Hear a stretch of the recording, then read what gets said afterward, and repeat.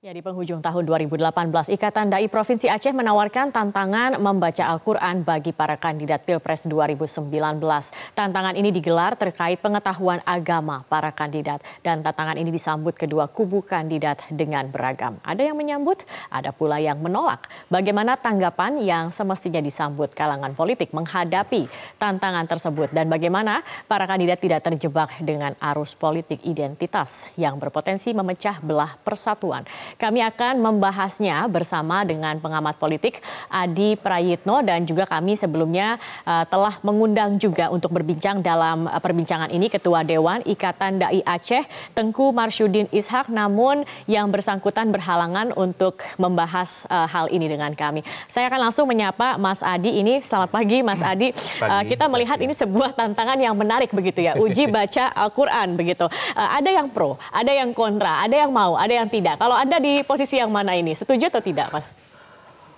Kok sepertinya baru Pilpres kali ini, gitu ya, seakan-akan bukan ingin mencari pemimpin negara, tapi ingin mencari takmir masjid lah gitu ya. Okay. Jadi yang diuji adalah soal keislamannya. Jadi narasi yang secara umum dari awal itu memang sudah salah kaprah. Ada yang merasa didukung oleh ulama, ada yang merasa mengkriminalisasi ulama dan seterusnya.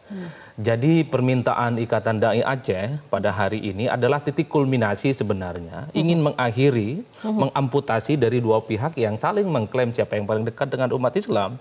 Jadi overdosis penggunaan simbol-simbol Islam selama ini itu ternyata memang cukup meracuki pikiran masyarakat terutama di Aceh. Artinya bisa dikatakan sebenarnya masyarakat sudah gerah gitu ya dengan politik identitas yang selama ini dimainkan oleh pihak-pihak tertentu begitu. Betul, karena memang ini kok berebut klaim kira-kira siapa yang paling soleh. Maka akhirnya kemudian tantangan ini menjadi kontekstual, menjadi substansial untuk membuktikan kira-kira siapa kandidat yang paling ngerti agama. Kalau mau jujur saja, sorry to say, Pak Jokowi dan Pak Prabowo ini dalam kategorinya Clifford Gate. Ini kan Islamnya abangan, bukan berasal dari santri, bukan dari pesantren dan terusnya. Tapi pada level cawapres tidak ada yang bisa membantah soal kekiaian Ma'ruf Amin. Okay. Artinya kalau bicara tentang siapa Islam enggak Islam, sulit ya sebenarnya. Ada Kiai Ma'ruf Amin di sana. Artinya ketika bicara siapa yang paham agama, siapa yang ngerti Al-Quran, siapa yang ngerti tentang tradisi pesantren dan semacamnya, ada Kiai Ma'ruf Amin. Cuman problemnya ada orang yang memang tidak memiliki tradisi pesantren, bukan ulama, merasa dirinya didukung oleh ulama dan ngerti agama. Inilah yang kemudian ingin dikelirkan oleh Ikatan Dai itu.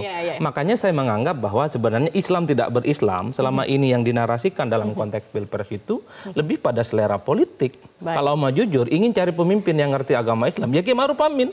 Apa yang bisa diragukan dari Kiai Ma'ruf Amin coba? Fasih agama, hampir tiap hari baca Al-Quran. Artinya sudah preferensi masing-masing, mau dikatakan mengerti agama atau tidak, sebenarnya masyarakat juga sudah memiliki pilihannya masing-masing begitu. Betul, ini soal like and dislike, bukan soal siapa yang ngerti agama. Tapi masih ada saat ini mungkin masyarakat yang belum atau belum yakin ingin memilih yang mana. Bukankah ini menjadi salah satu cara juga yang bisa dikatakan efektif begitu kalau memang ingin menguji dari sisi keagamaan, dari sisi keislaman begitu? Betul, tapi kalau ini ingin menguji siapa yang paling berislam atau keislaman ini diuji, tentu ini adalah bunuh diri politik terutama bagi Pak Prabowo dan bunuh diri politik. Bunuh diri bagi politik Prabowo, ini adalah maksudnya seperti apa? Kan selama ini dua kubu ini selalu mengkapitalisasi seakan-akan didukung oleh ulama, ijtima ulama, dekat dengan umat Islam dan seterusnya.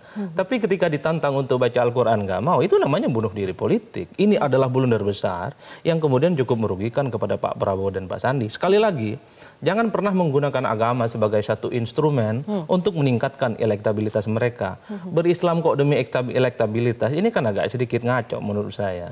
Inilah menurut saya yang penting sekarang, tidak perlulah tes gitu. Karena satu sisi sudah nggak ada yang mau, sementara Pak Jokowi dan Kiai Ma'ruf siap hadir lah. Meski ini tidak ditetapkan oleh KPU. Tapi poin saya adalah soal klaim keislaman ini soal selera politik, itu aja. Karena sebenarnya Kiai Ma'ruf Amin sudah merepresentasikan sosok ulama, sosok kiai yang cukup fasih dan ngerti Islam. Apalagi yang mau diperdebatkan dari Kiai Ma'ruf Amin? Kitabnya yang tanpa harokat ngerti. Langgam apapun Kiai Ma'ruf Amin saya juga ngerti. Bahkan bukan hanya baca, substansi, makna, dan narasi-narasi Al-Quran juga ngerti. Sebenarnya kalau menguji keislaman bukan hanya membacanya, tetapi bagaimana memahami dan memaknai dari Al-Quran dan Islam itu sendiri, begitu yang harus diuji. Begitu. Tetapi mungkin ini tadi dikatakan, ini Ikatan Dai saja sudah gerah begitu, politik identitas elektabilitas dan polemik keislaman yang saat ini kalau kita lihat kan sejak Pilkada DKI begitu kencang begitu isu ini terus dimainkan begitu, mengakhiri untuk meminimalisir isu-isu seperti ini. Sebenarnya apa yang harus dilakukan ini, Mas Adi? Sederhana menurut saya. Jadi ini dalam konteks perspektif elit. Elit juga harus mengakhiri jargon-jargon dan idiom-idiom agama. Tapi ini sulit sekali. Kayaknya ini sudah menjadi suatu makanan dalam mereka untuk Betul. Ini soal political juga, will sebenarnya, Zakia. Bahwa mestinya ada acara dan upaya lain untuk meningkatkan elektabilitas selain mengunyah isu agama. Ingat, agama, PKI, etnisitas seperti Cina, ini merupakan 3 isu yang cukup memancing kegaduhan. Jadi siapapun yang terlampau kencang bicara agama, jadi siapapun yang bicara tentang PKI dan etnis Cina misalnya, ini pasti akan ramai.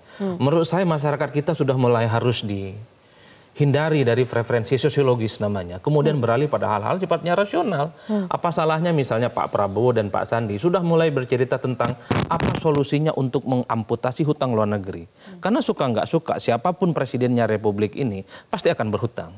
Misalnya bicara tentang solusi impor, siapapun presidennya di Republik ini, impor itu suatu hal yang niscaya. Misalnya bicara tentang subsidi dan kenaikan BBM, siapapun presidennya di Republik ini pasti akan melakukan subsidi kita ataupun belum bisa lepas dari hal-hal tersebut. Ini yang mestinya didiskusikan dan dikunyahkan kepada masyarakat. Bukan hal-hal yang sebenarnya tidak terlampau penting. Soal Islam nggak berislam, ini kan untuk konsumsi pribadi. Efeknya juga ini urusan saya dengan Tuhan, bukan urusan umum. Yang urusan umum itulah yang kemudian harus dibicarakan. Apa betul bahwa Pak Sandi misalnya ingin bangun infrastruktur itu tanpa hutang? Bagaimana logika dan penjelasannya? Ini yang mestinya dijelaskan kepada publik. Isu ini lebih dekat dan lekat begitu untuk masyarakat, untuk dikonsumsi oleh masyarakat. Tetapi kalau kita lihat misalnya ini memang terjadi gitu, Mas, misalnya tes baca Al-Quran. Bukankah ini nggak ada salahnya ya? Katakanlah misalkan ini juga sebagai implementasi dari sila pertama kita begitu.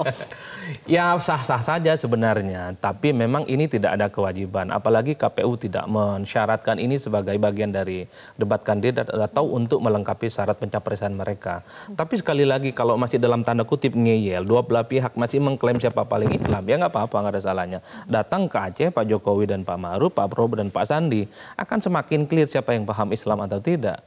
Dan sekali lagi, beragama itu tidak bisa direkayasa, Zakia. Membaca Al-Quran itu tidak bisa dalam waktu sebulan, 2 bulan, 3 bulan. Dia butuh intensitas untuk memahami kedalamannya. Kalau bahasa Inggris kita mengenal pronunciation, di Arab itu adalah langgam-langgamnya. Bahkan saya itu bisa baca Al-Quran butuh 3 tahun, 4 tahun secara fase. Saya 10 tahun kebetulan di pesantren. Artinya inilah yang saya kira, kalau orang memang tidak ngerti agama, jangan dipaksakan seolah-olah ngerti agama. Kalau orang memang tidak berislam, berangkat dari tradisi yang bukan dari pesantren, jangan dipaksakan seolah-olah dia ngerti agama Islam. Ini yang agak rancu. Ini jangan sampai demi elektabilitas Islam kemudian dikorbankan dan dikambing hitamkan. Oke, kita akan melihat pemilu ini pada April mendatang. Ini sudah masuk Januari 2019, tinggal hitungan bulan begitu. Kalau Anda lihat sejauh proses pemilu maupun juga kampanye yang berjalan saat ini, bagaimana Anda melihatnya? Pertama, memang perdebatannya belum menyentuh suatu hal yang sifatnya substansial. Masih terjebak pada hal-hal sifatnya artifisial, diksi-diksi yang saling menegasikan. Ke depan misalnya, kalaupun toh ada istilah sontoloyo, genderuwo, dan semacamnya, konteksnya harus dijelaskan. Bahwa sontoloyo dan genderuwo ini sebenarnya ingin menarasikan satu political affair. Politik ketakutan yang selalu didengungkan oleh kubu Prabowo dan Pak Sandi kan begitu. Apa ketakutan? Ternyata tuduhan-tuduhan tentang hutang, tuduhan tentang pembangunan ekonomi, infrastruktur itu tidak beralasan. Mereka menggunakan data-data yang selama ini tidak valid. Kan itu mestinya yang harus disampaikan Zakia. Sorry to say misalnya hasil riset kita dan teman-teman yang mampu menginjeksi, beradaptasi dengan visi misi Pak Jokowi dengan Pak Prabowo itu prosentasenya memang agak sedikit jomplang. Kira-kira di angka 15-30%. Artinya masyarakat tebalnya visi misi 35 halaman Pak Jokowi itu melanjutkan pembangunan Indonesia itu belum sampai dengan baik. Tentu karena memang terlalu defense selama ini dengan isu-isu yang berbasis politik identitas. Gimana misalnya Pak Jokowi dan timnya mau all out kalau hampir setiap saat dituduh PKI? Gimana Pak Jokowi misalnya harus all out kalau setiap saat dia harus misalnya menghadapi tuduhan-tuduhan selalu mengkriminalisasi ulama. Jadi ini yang kemudian menurut saya ke depan hentikanlah membawa isu-isu agama, hentikanlah bawa politik identitas. Karena ini memecah belah. Menghentikan sepertinya ini agak sulit juga. Kita melihat juga saat ini para pemuka agama ataupun juga ulama ini juga banyak begitu yang tanda kutip ya berkontribusi begitu menyebarkan atau juga ikut secara tidak langsung memberikan informasi-informasi yang mungkin belum bisa dikatakan apakah iya benar atau tidaknya begitu Mas Hadi.